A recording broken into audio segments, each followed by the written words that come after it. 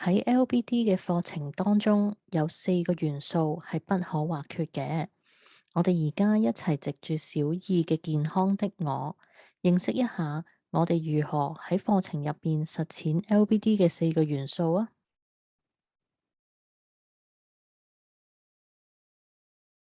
首先，LBD 嘅4個元素分別係真實性、探究、表達和選擇以及參與。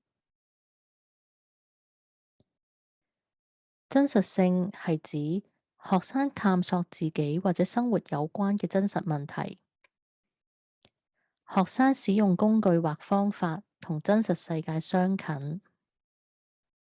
學生嘅學習對外界產生有意義嘅影響。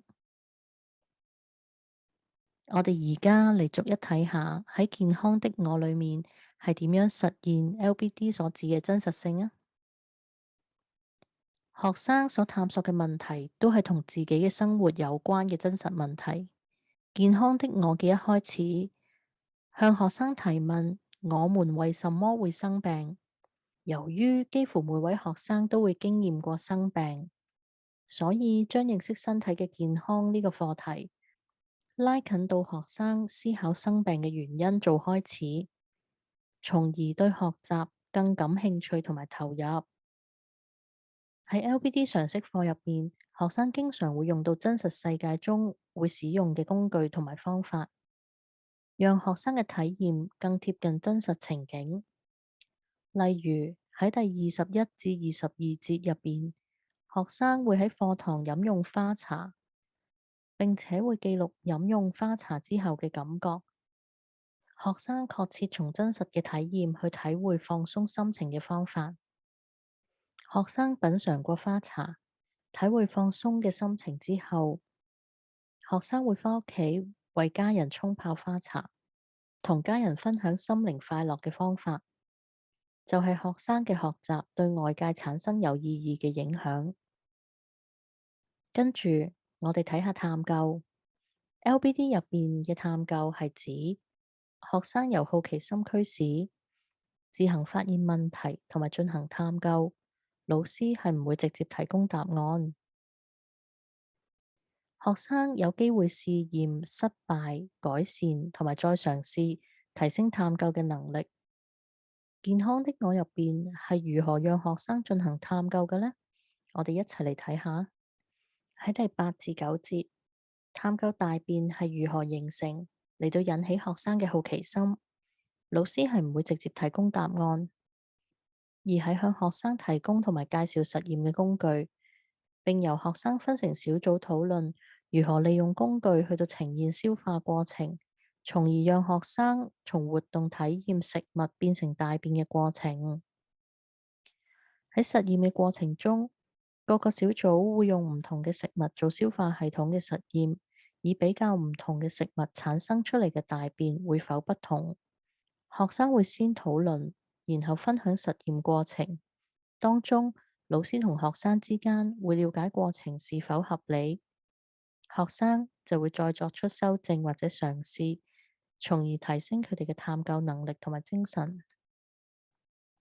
然後我哋睇下表達和選擇。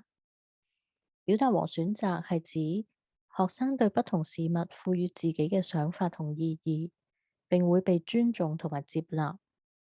學生按需要同埋個人嘅想法選擇適合自己嘅形式嚟表達自己。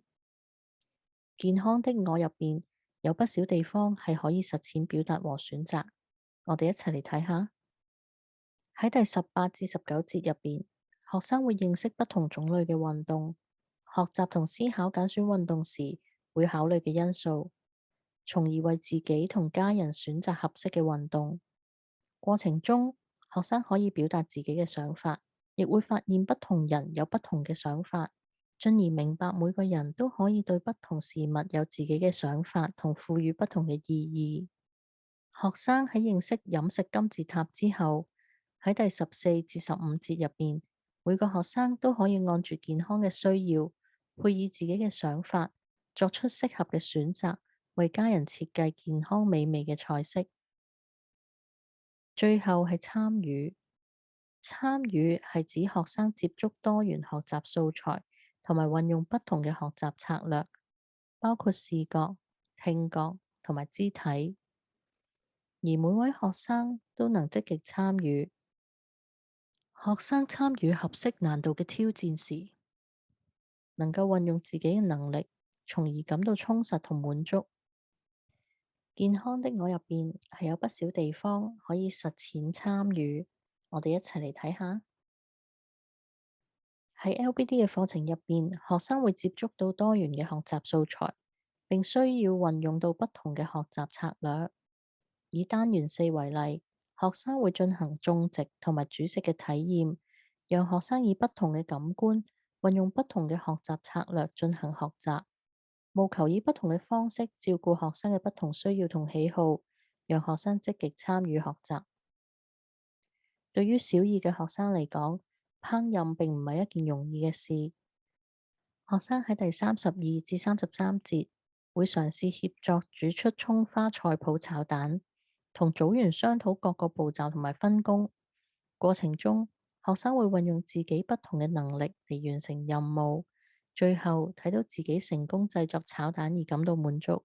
老師們睇過健康的我當中係如何實踐4元素之後，你哋而家可以試試討論，同埋找出其他主題入邊嘅4元素啊！